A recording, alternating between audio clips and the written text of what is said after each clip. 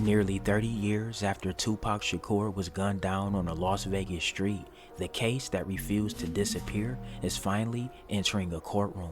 On August 10, 2026, jury selection began in Las Vegas for one of the most anticipated murder trials in hip-hop history.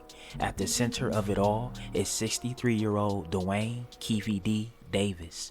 For decades, Tupac's murder remained one of music's biggest unsolved mysteries, but now prosecutors believe they can finally prove who was behind it, and their case depends on something Davis himself said years ago.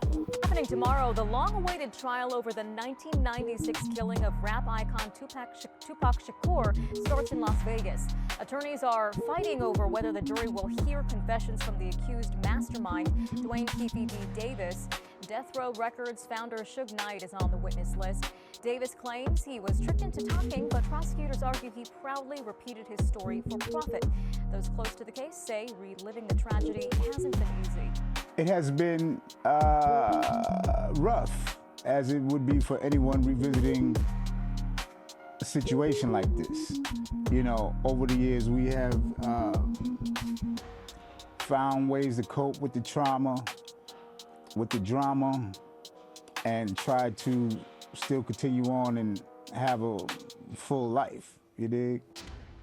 The judge will rule on that evidence tomorrow morning, right before jury selection officially kicks off. September 7th, 1996, Tupac Shakur was riding through Las Vegas after attending the Mike Tyson fight at the MGM Grand. Then, near the Las Vegas Strip, a white Cadillac pulled alongside the BMW carrying Tupac. Gunfire erupted. Tupac was struck multiple times. 6 days later, the 25-year-old rap superstar was dead, and the shooter disappeared into the night. For years, theories surrounded the murder, but no one was arrested, no one was charged, and the case remained frozen in time. Until decades later, one man's name emerged again and again. That man was Duane "Keefe D" Davis. Prosecutors now allege Davis wasn't simply another person caught up in the events of that night. They claim he was the shot caller, the tactical commander, the person who ordered the attack and provided the firearm. Davis has pleaded not guilty, and his defense is challenging the prosecution's version of events. His attorneys have argued that Davis wasn't even in Las Vegas when Tupac was killed. They've also argued that some of his past statements were exaggerated because he was trying to make money from his story. But that's where things become much more complicated. Good evening. Duane "Keefe D" Davis insists in an interview with our 8 News Now investigators that he did not kill Tupac Shakur. His trial, though, is just a week away. Speaking with our own Vanessa Murphy, Davis blaming the son of former head of security for Death Row Records for the killing in an interview you will only see right here on 8. If you did not have anything to do with Tupac Shakur's murder, who do you think did? To me, I think they witness Reggie Wright Jr. All he do is lie, tell stories. He even be on interviews threatening my son, you know what I'm saying? Threatening my family. It's wrong. Even Katie be on them interviews threatening my family. You know, it's wrong, man. It's wrong. In that 400-page motion filed by the DA's office, one of the points that they are trying to make is that a lot of what you have said is true. So you're sort of your own witness, that you said you went to prison for selling drugs, all of these specifics, your role with the Crips. So they're saying you were accurate, so you might be accurate about the murder. They're lying. This is a bunch of lies. You know what else kept coming up in the court documents? Biggie's murder, and how at some point you were a suspect. Yeah, they took my car and did forensics on it. And that car was never shot out of or nothing like that. And it's wrong because I was under the parking garage when that man got killed. When he got killed, they came running back in there and said, they just killed Biggie. And I was under the parking garage. That stuff happened. They just, to me, the Popos, the police did that stuff. Who expert shots like that, you know what I'm saying? Ain't no dude competent like that or watcher in our area shoots like that, you know what I'm saying? You guys would be a marksman. So you had nothing to do with Biggie's murder? Nothing to do with nobody's murder. And then a name that kept coming up, and it has come up, and I think I've asked you about this before, Sean Combs. Yeah. Diddy, Puffy, whatever. Do you think he had anything to do with the murder of Tupac Shakur? No, ma'am. I don't think so at all. What about Biggie's? I don't think either one. To me, it's the Toronto police out there in our area. Reggie Wright, all he did was lie at night. I got no evidence, you took the boy's chain, you took his chain. Don't bring your guns. It just, I get a lot of stuff from PIs, private investigators, and all the fingers and evidence point to Reggie Wright Jr. And he brought up my name from day one. Davis is expected in court on Tuesday for a hearing to discuss some pretrial motions. His murder trial expected to last at least a month. Because prosecutors aren't relying solely on the memories of other people, they have Davis's own words, a 2019 memoir titled Compton Street Legend, and recorded police interviews from 2008. In those interviews, Davis reportedly described his involvement in the events surrounding Tupac's shooting. And now, those statements can be presented to a jury. That decision could become one of the most important moments of the entire trial, because after nearly 3 decades of unanswered questions, the prosecution is preparing to put Davis's own words under a microscope. I've been thinking, maybe I'm a scapegoat or something. I just want to let everybody know, what I'm saying, I didn't do it. Today marks 25 years now since hip-hop legend Tupac Shakur was murdered just off the Strip. He just left a Mike Tyson fight. He was sitting in a car at the intersection of Koval and Flamingo when he was shot. He was taken to UMC. He died 6 days later. No arrests have ever been made. Tupac was just 25 years old. September 6, 1996. A warm Los Angeles night. The hum of city life never faded, but within the walls of Lacey Street Studios, something bigger was unfolding. Tupac Amaru Shakur, artist, actor, activist, was wrapping up another milestone in his career. He has spent the day filming the music video for Toss It Up, a song from his upcoming Machiavelli album. It should have been a night of celebration, but something was off. The closest to Tupac noticed it first. He was distant, his usual energy subdued. His mind seemed elsewhere. The typical confidence in his voice carried an undertone of unease. Even before the camera stopped rolling, he was thinking about tomorrow, Las Vegas. A trip he wasn't looking forward to, but a promise was made. His friend Mike Tyson had a title fight, and Tupac had told him he'd be there. He wasn't one to break his word. As the studio lights dimmed and the crew called it a night, Tupac left, heading home to rest. It would be the last time he ever set foot in a recording studio. The countdown had begun. The morning arrived with a strange weight hanging in the air. Tupac packed his bags, but something unusual happened. He left behind his bulletproof vest. This was a man who never took chances. A man who had survived a shooting just 2 years prior, left riddled with 5 bullets in a New York recording studio. A man who had enemies at every turn.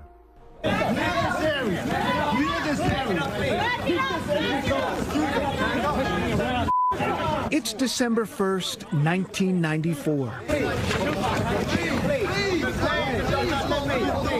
The rare, raw footage of Tupac Shakur in a wheelchair the morning after he was shot in Manhattan. Despite 5 bullet wounds, the iconic rapper is on his way to court to hear the verdict in his sexual assault case. Why am I the only one in court right now? Why is the cameras all on me? Not long after his arrest on the charges. Yes, I am going to say that I'm a thug. That's because I came from the gutter and I'm still here. I'm not saying I'm a thug because I want to rob you and rape people and things. I'm a businessman. And outside the court as the trial was underway. I want straight up not guilty. And finally, the night he was shot in the lobby of Quad Studios on November 30th, 1994, a hotspot for rap artists at the time. That's Sean Diddy Combs outside as police arrived on scene. He was shot numerous times, at least twice in the head. And yet, he dismissed the idea of protection. It's too hot for that, he told his fiancée, Khadijah Jones. She didn't press him on it, but the feeling in her gut told her something wasn't right. On a drive to Las Vegas, Tupac made an odd stop. At a gas station convenience store, he didn't buy any snacks, no drinks, no travel essentials, just magazines, every single one about guns. He flipped through the pages, engrossed, saying little to those around him. Khadijah took one look at their destination, the towering pyramid-shaped Luxor Hotel, and shuddered. God, she whispered, it's so evil. But still, they pressed on. At 7:51 p.m., Tupac, Suge Knight, and their entourage arrived at the MGM Grand. Mike Tyson's fight against Bruce Seldon was over in an instant. A first-round knockout. The crowd roared, but among the sea of faces, Tupac was the loudest. So here we go, round 1, scheduled for 12, and Tyson comes right out, right into Bruce Seldon. Bruce has used that jab, but already got hit with a hook. He's standing way outside. Look how he stands straight up there. Now that's not. Oh, down goes Bruce Seldon. Come on. That was a punch high on the head. It was a punch high in the head, Freddie. You're exactly right. Hand, and it was stunned him. With about 1:40 remaining in round 1, Seldon goes down for the first time. He had a nice long rest there, but he has felt. Back comes Seldon.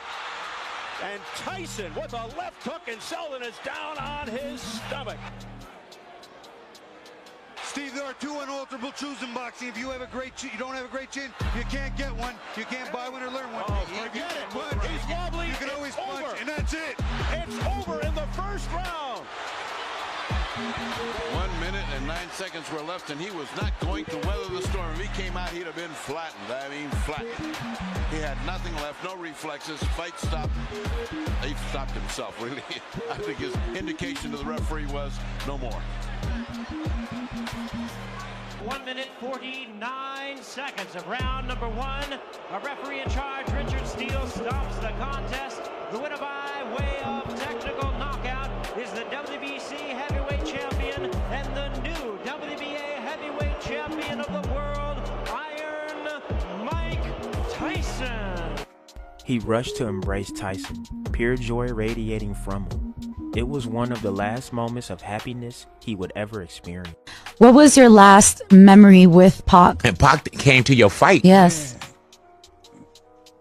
Oh, shit. Mm-hmm. You got tissue?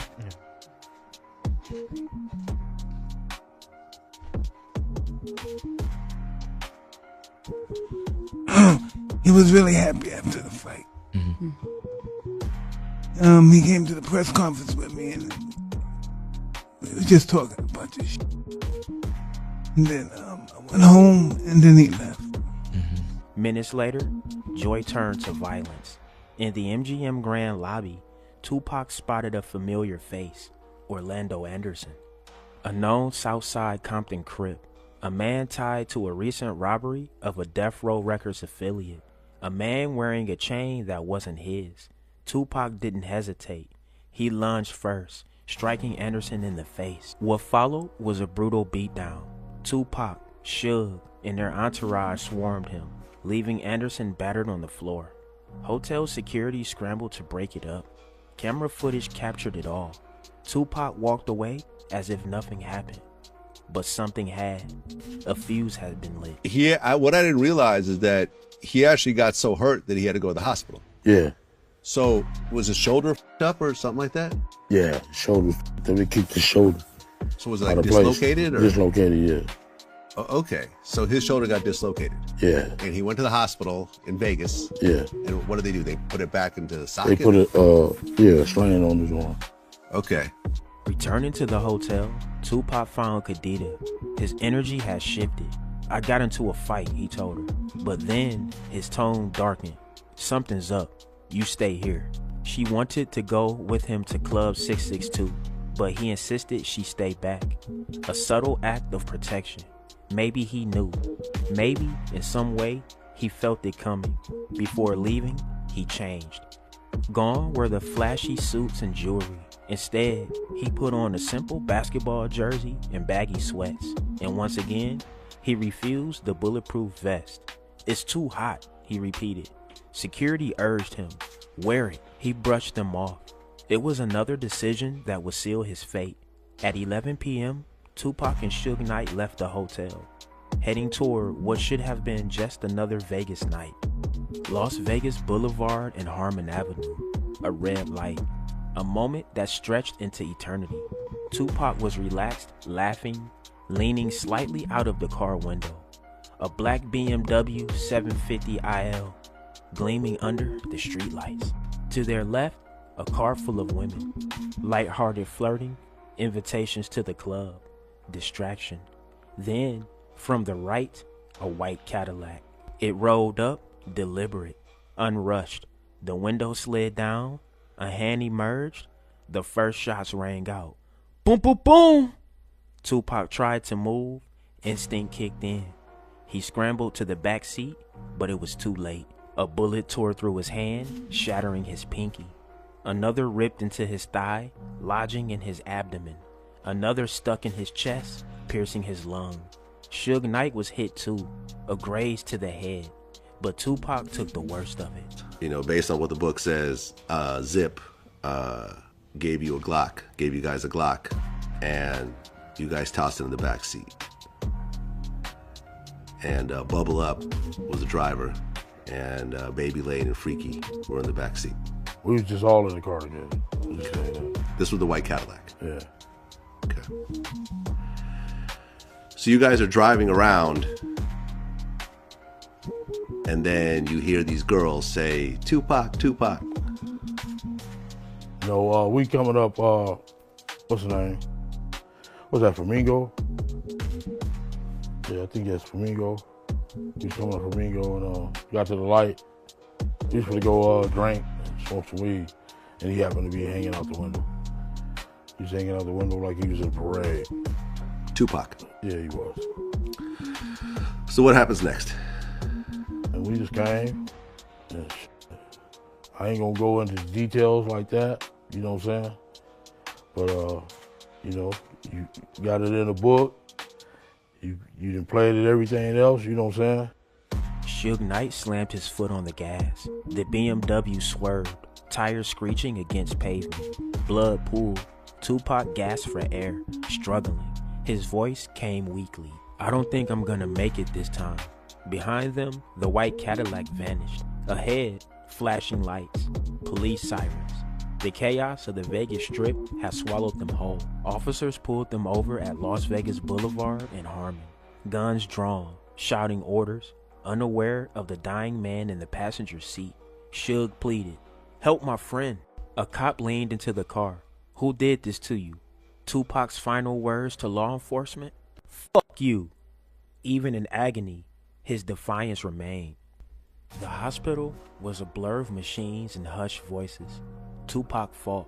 Doctors removed his right lung to stop the bleeding, but his body was shutting down. Family and friends kept vigil. Threats swirled, rumors of retaliation, whispers of unfinished business. His crew stood guard, weapons in hand. No security had been assigned to protect him. On September 13th, at 4:03 p.m., his mother, Keefe Shakur, made the decision no mother should ever have to make. The machines were turned off. Tupac was gone. Orlando Anderson was arrested and released. Not enough evidence. Years passed. Theories surfaced. Was Suge Knight involved? Had Tupac wanted out of death row? Had he known he was a dead man walking? Is it Orlando? Yes. Let me just ask you point blank. Did you kill Tupac Shakur? I didn't kill Tupac.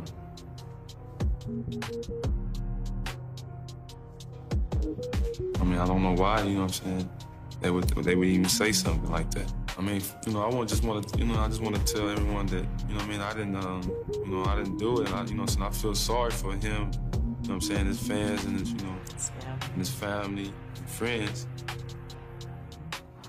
The truth remained buried until years later, when Orlando's uncle, Keefe D, confessed. Orlando did it. He was the shooter. But by then, Orlando was already dead. Another gang war casualty. The case had no ending, no justice, only silence. Thank you so much for joining us at noon. I'm Ozzy Mora. We begin with breaking news. Las Vegas Metro Police have made an arrest for the first time in the 1996 killing of rapper Tupac Shakur. All right, News Now investigators following this story extensively. Let's get right over to David Charnes with the very latest. David. 27 years after Tupac Shakur's death, a grand jury indicting Duane Davis, also known as Keefe D, on a charge of murder. We first reported in July when police raided a home in Henderson, all connected to this investigation. This is some video of that raid. We know police took Davis's writings, videos, photos, and even gun cartridges. We don't know right now what led the grand jury to move forward on charges or what prosecutors actually showed them, though Davis has publicly said he was with the person who shot Shakur back in this shooting near the Strip in 1996. Prosecutors today saying Davis ordered that shooting. I asked a former prosecutor what this means moving forward. The older your case gets as a prosecutor, the weaker your case gets. Witnesses, they go missing, they leave, they die, their memories fade. Evidence isn't preserved. You can't go back and now start retesting things from the crime scene. If something wasn't done, it wasn't done. In his memoir, Davis has said he was in the car that pulled up to Shakur's and someone in the back seat started firing. Prosecutors say that person was Davis's nephew, who has since died. Police picking up Davis outside of his home early this morning. He now faces a charge of murder with a gang enhancement. At this point, he is going to be treated like any other criminal defendant. We expect him to be booked into the Clark County Detention Center, a judge ordering him held without bail, and he will be back in court on Wednesday. Ozzy. Hip-hop was never the same. Less than a year later, Biggie Smalls was gone too. Another loss, another mystery. Tupac's voice, however, never faded. His music still speaks. His words still resonate. His impact is eternal. And though he left this world that night in 1996, the world never truly left him. Tupac Amaru Shakur, gone but never forgotten. Rest in peace. But there's still one massive question. Were those statements the truth, or were they exaggerated stories told for money, attention, and notoriety? That's what the jury will ultimately have to decide. And if prosecutors convince them that Davis really was the man directing the attack, the consequences could be permanent. After nearly 30 years, the Tupac Shakur murder case is no longer just a mystery from hip-hop history. It's now a courtroom battle. A jury is being selected. A defendant is facing the possibility of spending the rest of his life behind bars. And somewhere inside the evidence, prosecutors believe the answers to one of music's most infamous murders have been waiting all along. The question is, will the jury believe them? Because after 3 decades of theories, denials, and unanswered questions, the story of what happened to Tupac Shakur is finally being put to test. Alright y'all, there y'all have it, man. That's the last 24 hours of Tupac and Keefe D getting ready to start trial, man. Hey, get in that comment section. Let me know what y'all think. Drillers and trappers, we outside trapping and drilling 247. Don't go nowhere. Watch that next video. Gang!